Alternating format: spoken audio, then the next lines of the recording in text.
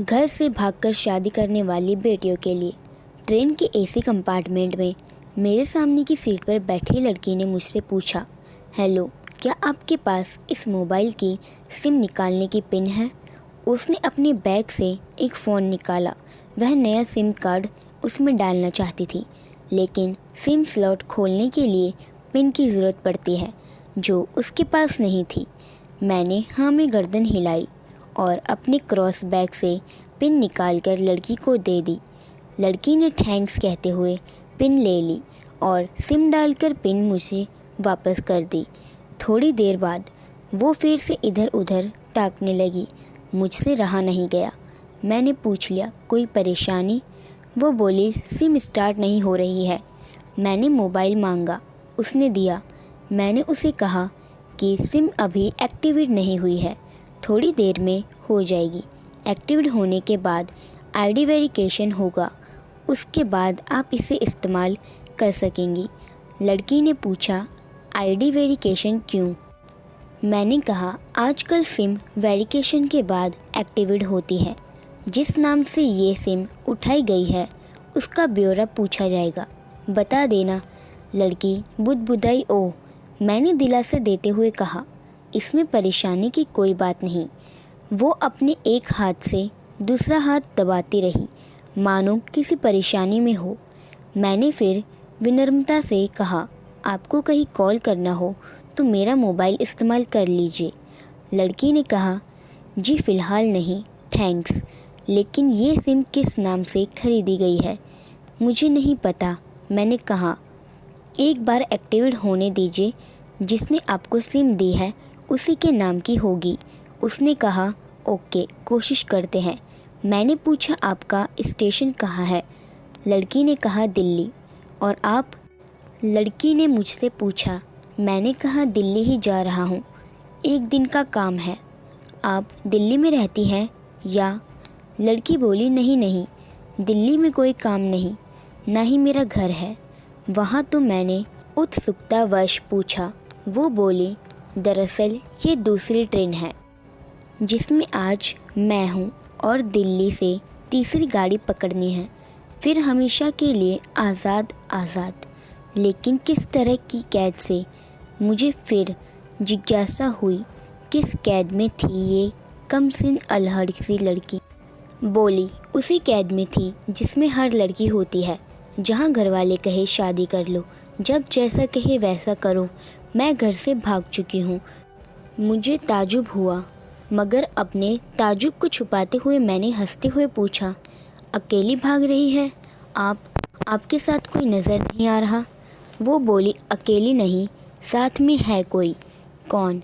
मेरे प्रश्न ख़त्म नहीं हो रहे थे। दिल्ली से एक और ट्रेन पकड़ूंगी, फिर अगले स्टेशन पर वो जनाब मिलेंगे और उसके बाद हम किसी को नहीं मिलेंगे। ओह, तो ये प्यार का मामला है? उसने कहा, जी। मैंने उसे बताया कि मैंने भी लव मैरिज की है। ये बात सुनकर वो खुश हुई, बोली, वाओ, कैसे, कब? लव मैरिज की बात सुनकर वो मुझसे बात करने में रुचि लेने लगी। मैंने कहा, कब, कैसे, कहाँ? वो मैं बाद में बताऊँगा, पहले आप बताओ, आपके घर में कौन कौन है? उसने होशियारी बताते हुए कहा, वो मैं आपको क्यों बताऊं? मेरे घर में कोई भी हो सकता है, मेरे पापा, माँ, भाई, बहन, या हो सकता है भाई ना हो, सिर्फ बहनें हो, या ये भी हो सकता है कि बहनें ना हो और दो चार गुस्सा करने वाले बड़े भाई भी हो। मतलब मैं आपका नाम भी नहीं पूछ सकता? मैंने काउंटर मारा। वो बोली, कुछ भी नाम हो सकता है मेरा, टीना, मीना, रीना, कुछ भी। बहुत बातूनी लड़की थी वो। थोड़ी इधर उधर की बातें करने के बाद उसने मुझे टॉफ़ी दी, जैसे छोटे बच्चे देते हैं क्लास में। बोली, आज मेरा बर्थडे है। मैंने उसकी हथेली से टॉफ़ी उठाते हुए बधाई दी और पूछा, कितने साल की हुई हो? वो बोली, 18। मतलब भागकर शादी करने की कानूनी उम्र हो गई आपकी? वो हंसी। कुछ ही देर में काफ़ी फ्रैंक हो चुके थे हम दोनों, जैसे बहुत पहले से जानते हो एक दूसरे को। मैंने उसे बताया कि मेरी उम्र 35 साल है, यानी 17 साल बड़ा हूँ।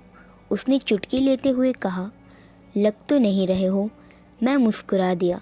मैंने उससे पूछा, तुम घर से भाग कर आई हो तुम्हारे चेहरे पर चिंता की निशान ज़रा भी नहीं है। इतनी बेफिक्री मैंने पहली बार देखी। खुद की तारीफ सुनकर वो खुश हुई। बोली, मुझे उन जनाब ने, मेरे लवर ने पहले से ही समझा दिया था कि जब घर से निकलो तो बिल्कुल बिंदास रहना, घर वालों के बारे में बिल्कुल मत सोचना, बिल्कुल अपना मूड ख़राब मत करना, सिर्फ मेरे और हम दोनों के बारे में सोचना। और मैं वही कर रही हूँ। मैंने फिर चुटकी ली। कहा, उसने तुम्हें मुझसे अनजान मुसाफिरों से दूर रहने की सलाह नहीं दी? उसने हंसकर जवाब दिया, नहीं, शायद वो भूल गया होगा। ये बताना। मैंने उसकी प्रेमी की तारीफ़ करते हुए कहा, वैसे तुम्हारा बॉयफ्रेंड काफ़ी टैलेंटेड है। उसने किस तरह से तुम्हें अकेले घर से रवाना किया, नई सिम और मोबाइल दिया, 3 ट्रेन बदलवाई ताकि कोई ट्रैक ना कर सके। Very talented person. लड़की ने हामी भरी। बोली, बहुत टैलेंटेड है वो, उसके जैसा कोई नहीं। मैंने उसे बताया कि मेरी शादी को 10 साल हुए हैं। एक बेटी है 8 साल की और एक बेटा 1 साल का। यह देखो उनकी तस्वीर। मेरे फ़ोन पर बच्चों की तस्वीर देखकर उसके मुंह से निकल गया, सो क्यूट। मैंने उसे बताया कि ये जब पैदा हुई तब मैं कुवैत में था, एक पेट्रो कंपनी में। बहुत अच्छी जॉब थी मेरी, बहुत अच्छी सैलरी थी। फिर कुछ महीनों बाद मैंने वो जॉब छोड़ दी और अपने ही कस्बे में काम करने लगा। लड़की ने पूछा, जॉब क्यों छोड़ी? मैंने कहा, बच्ची को पहली बार गोद में उठाया तो ऐसा लगा जैसे मेरी दुनिया मेरे हाथों में है। 30 दिन की छुट्टी पर घर आया था, वापस जाना था लेकिन जा न सका।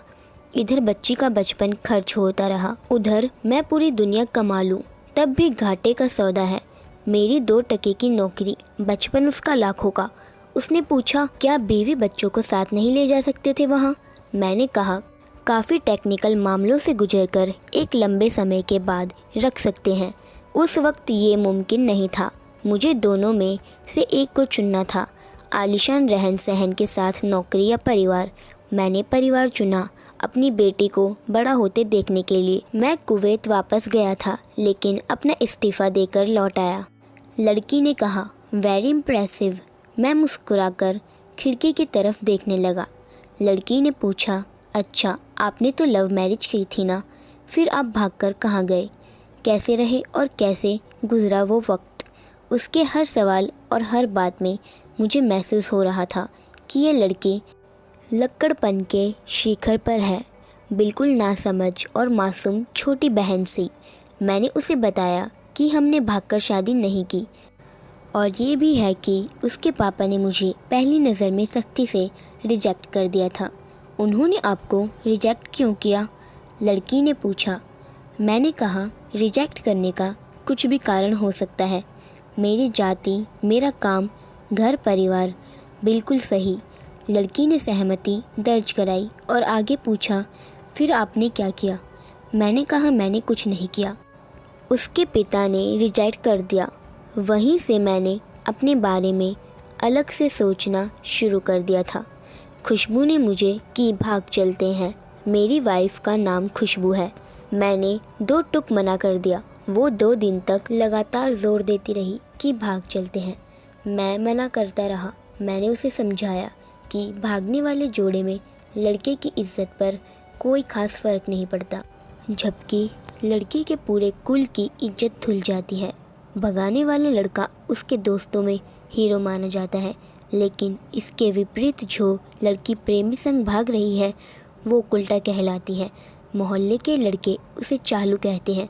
बुराइयों के तमाम शब्दकोश लड़की के लिए इस्तेमाल किए जाते हैं। भागने वाली लड़की आगे चलकर 60 साल की वृद्धा भी हो जाएगी, तब भी जवानी में किए उस कांड का कलंक उसके माथे पर से नहीं मिटता है। मैं जानता हूँ कि लड़का लड़की को तोलने का ये दोहरा मापदंड गलत है, लेकिन हमारे समाज में है तो यही है। ये नज़रिया गलत है, मगर सामाजिक नज़रिया यही है। वो अपने नीचे का होठ दांतों तले पीसने लगी। उसने पानी की बोतल का ढक्कन खोलकर एक घुट पिया। मैंने कहा, अगर मैं उस दिन उसे भगा ले जाता तो उसकी माँ तो शायद कई दिनों तक पानी भी ना पीती। इसीलिए मेरी हिम्मत ना हुई कि ऐसा काम करूं। मैं जिसमें प्रेम करूं उसके माँ बाप मेरे माँ बाप के समान ही हैं, चाहे शादी ना हो तो ना हो। कुछ पल के लिए वो सोच में पड़ गई, लेकिन मेरे बारे में और अधिक जानना चाहती थी। उसने पूछा, फिर आपकी शादी कैसे हुई? मैंने बताया कि खुशबू की सगाई कहीं और कर दी गई थी। धीरे धीरे सब कुछ नॉर्मल होने लगा था। खुशबू और उसके मंगेतर की बातें भी होने लगी थी फ़ोन पर, लेकिन जैसे जैसे शादी नज़दीक आने लगी उन लोगों की डिमांड बढ़ने लगी। डिमांड मतलब लड़की ने पूछा डिमांड का एक ही मतलब होता है, दहेज की डिमांड। परिवार में सबको सोने से बने तोहफे दो, दूल्हे को लग्जरी कार चाहिए, सास और नंद को नेकलेस दो, वगैरह वगैरह बोले। हमारे यहाँ रीत है। लड़का भी इस रीत की अदायगी का पक्षधर था। वो सगाई मैंने तुड़वा डाली, इसीलिए नहीं कि सिर्फ मेरी शादी उससे हो जाए, बल्कि ऐसे लालची लोगों में खुशबू कभी खुश नहीं रह सकती थी, ना उसका परिवार। फिर किसी तरह घर वालों को समझा बुझाकर मैं फ्रंट पर आ गया और हमारी शादी हो गई। यह सब किस्मत की बात थी। लड़की बोली, चलो अच्छा हुआ आप मिल गए, वरना वो गलत लोगों में फंस जाती। मैंने कहा, ज़रूरी नहीं कि माता पिता का फ़ैसला हमेशा सही हो, और यह भी ज़रूरी नहीं कि प्रेमी जोड़े की पसंद सही हो। दोनों में से कोई भी गलत या सही हो सकता है। काम की बात यहाँ ये है कि कौन ज़्यादा वफादार है। लड़की ने फिर से पानी का घूंट लिया और मैंने भी। लड़की ने तर्क दिया कि हमारा फ़ैसला गलत हो जाए तो कोई बात नहीं, उन्हें ग्लानि नहीं होनी चाहिए। मैंने कहा, फ़ैसला ऐसा हो जो दोनों का हो, बच्चों और माता पिता दोनों की सहमति, वो सबसे सही है। बुरा मत मानना, मैं कहना चाहूँगा कि तुम्हारा फ़ैसला तुम दोनों का है, जिसमें तुम्हारे पेरेंट्स शामिल नहीं है, ना ही तुम्हें इश्क का असली मतलब पता है। अभी उसने पूछा, क्या है इश्क का सही अर्थ? मैंने कहा, तुम इश्क में हो, तुम अपना सब कुछ छोड़कर चली आई, ये सच्चा इश्क है। तुमने दिमाग पर जोर नहीं दिया, ये इश्क है। फ़ायदा नुकसान नहीं सोचा, ये इश्क है। हे वस्तु तुम्हारा दिमाग दुनियादारी के फितूर से बिल्कुल खाली था। उस खाली जगह में इश्क का फितूर भर दिया गया। जिन जनाब ने इश्क को भरा किया वो इश्क में नहीं है, यानी तुम जिसके साथ जा रही हो वो इश्क में नहीं है, बल्कि होशियारी हीरोगिरी में है। जो इश्क में होता है वो इतनी फॉलोइंग नहीं कर पाता है, ट्रेनें नहीं बदलवा पाता, उसका दिमाग इतना काम ही नहीं कर पाता। कोई कहे मैं आशिक हूँ और वो शातिर भी हो, ये नामुमकिन है। मजनू इश्क में पागल हो गया था, लोग पत्थर मारते थे उसे। इश्क में उसकी पहचान तक मिट गई। उसे दुनिया मजनू के नाम से जानती है, जबकि उसका असली नाम केस था। जो नहीं इस्तेमाल किया जाता वो शातिर होता है, तो केस से मजनू ना बन पाता। फरहाद ने शीरी के लिए पहाड़ों को खोदकर नहर निकाल डाली थी और उसी नहर में उसका लहू बहा था। वो इश्क था। इश्क में कोई फ़कीर हो गया, कोई जोगी हो गया, किसी मांझी ने पहाड़ तोड़कर रास्ता निकाल दिया। किसी ने अतिरिक्त दिमाग नहीं लगाया, चालाकी नहीं की। लालच, हवस और हासिल करने का नाम इश्क नहीं है।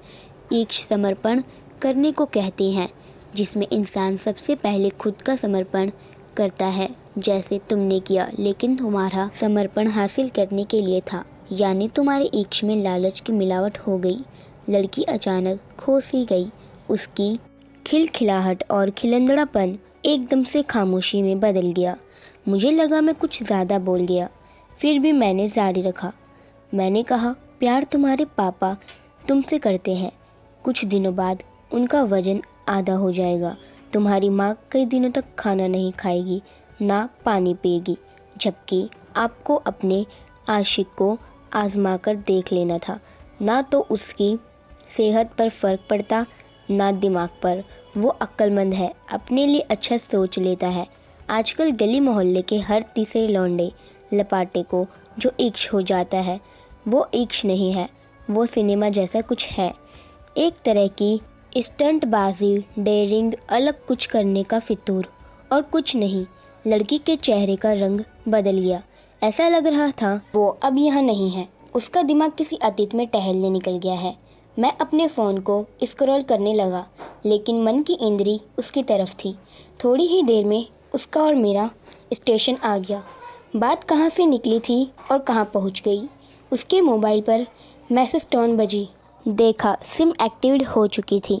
उसने चुपचाप बैग में से आगे का टिकट निकाला और फाड़ दिया। मुझे कहा एक कॉल करना है। मैंने मोबाइल दिया। उसने नंबर डायल करके कहा सॉरी पापा और सिसक सिसक कर रोने लगी। सामने से पिता भी फ़ोन पर बेटी को संभालने की कोशिश करने लगे। उसने कहा पिताजी आप बिल्कुल चिंता मत कीजिए, मैं घर आ रही हूँ। दोनों तरफ से भावनाओं का सागर उमड़ पड़ा। हम ट्रेन से उतरे। उसने फिर से पिन मांगी। मैंने पिन दी। उसने मोबाइल से सिम निकालकर तोड़ दी और पिन मुझे वापस कर दिया। कहानी को अंत तक पढ़ने का धन्यवाद। देश की सभी बेटियों को समर्पित। ये मेरा दावा है, माता पिता से ज़्यादा तुम्हें दुनिया में कोई प्यार नहीं करता। कहानी पढ़कर शेयर अवश्य कीजिएगा। शायद कोई परिवार, कोई बेटी और उनका भविष्य इससे बच जाए।